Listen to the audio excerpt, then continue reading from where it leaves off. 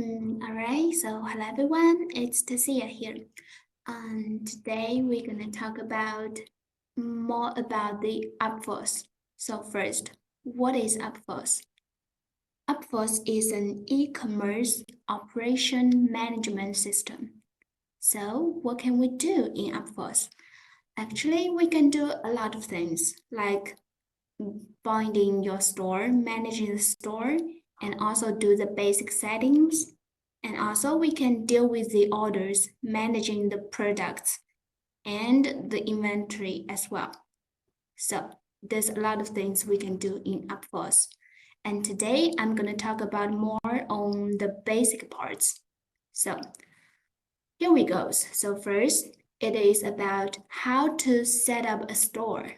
So first, it's right here and we click Start Managing. So in this way, yeah, here's the guidance. Close it. I'm gonna show you. So here we could add, click add. So here we have a lot of platforms. You can choose one. And also we have Shopify and others. Here are others for offline stores. And here are the online stores. If you have the Shopee, for example, we click here. Store name, we have to finish it like 1, 2, 3. And the next step, more. Here are more settings. It depends on you, yeah, if we're gonna choose it or not. First one is auto capture tracking number and ship. So in Shopee, so here we have to choose it and choose the pickup time, earliest or latest. And then the drop shipping or orders. So this one means if you have this kind of business, then you click this on. If not, then leave it like this. Then authorize, then it's done, okay? And the others, it's almost the same. All right, so this is about creating a new store. And here, after you've done this, here we have the status. You can see it's on or not. And also the authorization, it's, yeah, authorized or not. It will show like this. And here's one more here. Auto download here. So what does this mean? This means when you have added a new store here in Upforce, and if we choose this one, choose to open auto download, it means when you choose this open, then the orders coming from the stores will automatically download it into Upforce. So, which means do not make it open until we finish the other settings like the product setting and the inventory setting. Once everything's settled, then we click this, make it open so we can deal with the orders normally. All right, so this is how to make the store binding. All right, so here comes the setup. We could do a lot of things.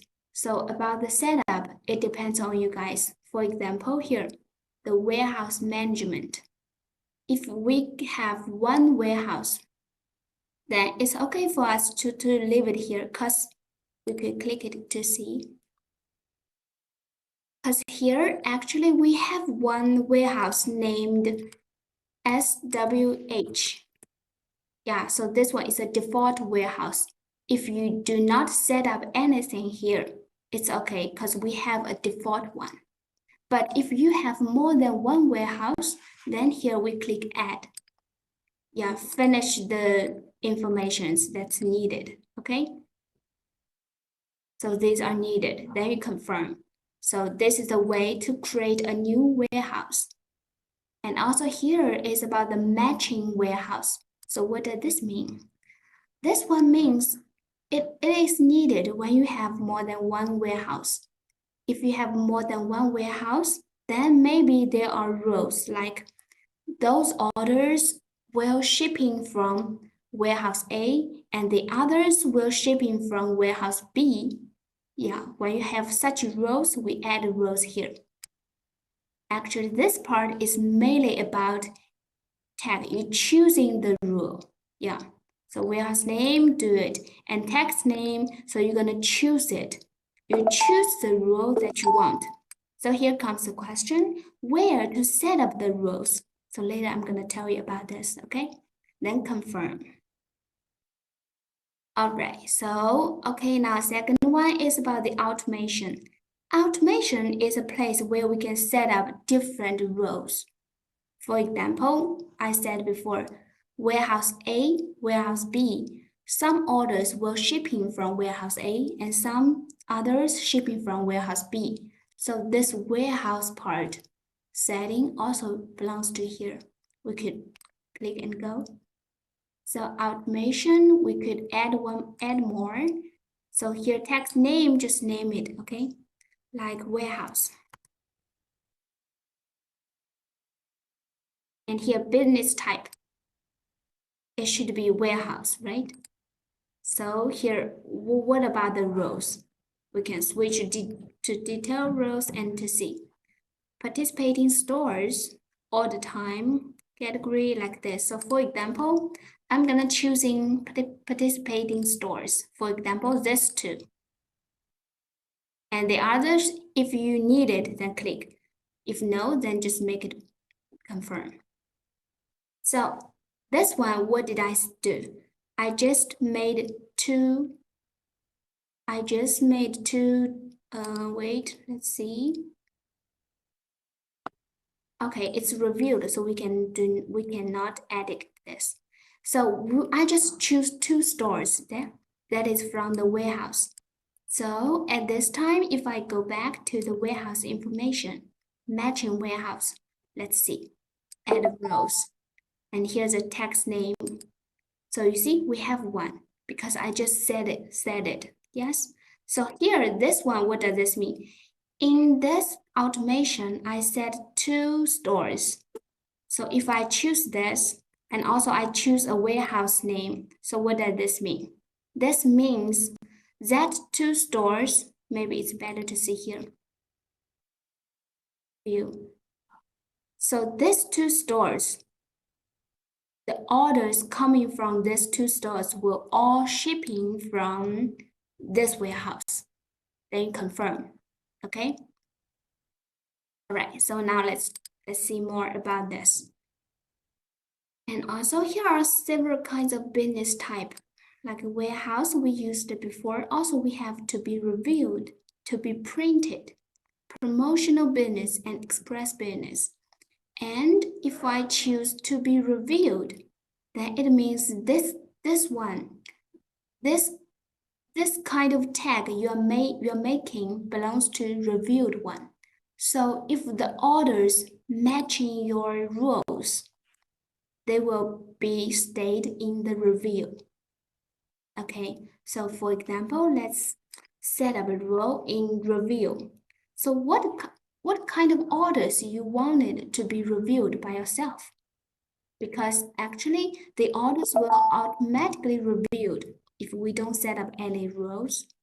So for example, if the orders, the amount is more than 1,000 and you want to review it by yourself, so we could confirm name is 10 1,000.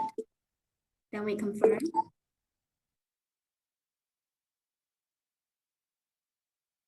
Okay, so here to be reviewed, yeah. So I'm going to show you.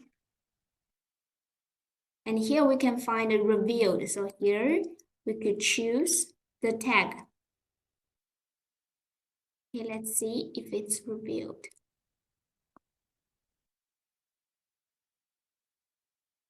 To be reviewed. Unreviewed. Okay, we need to make a review. All right, so now we could go back and see.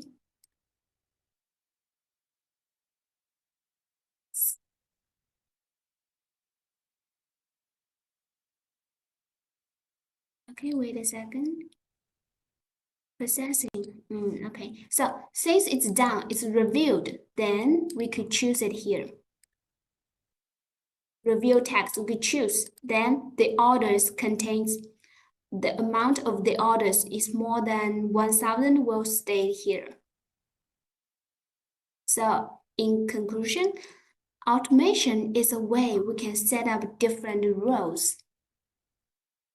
And also we can use the roles into matching different orders. Okay, now let's talk about this logistic vendor. So about this, actually, the platforms, all the platform stores, we don't need to do something about this logistic vendor because the platforms, they work directly with the logistic vendor. We don't have to do it. But when do we need to do this? It's mainly for offline business. If you have offline stores and here you create others. So at this time, we could do the docking.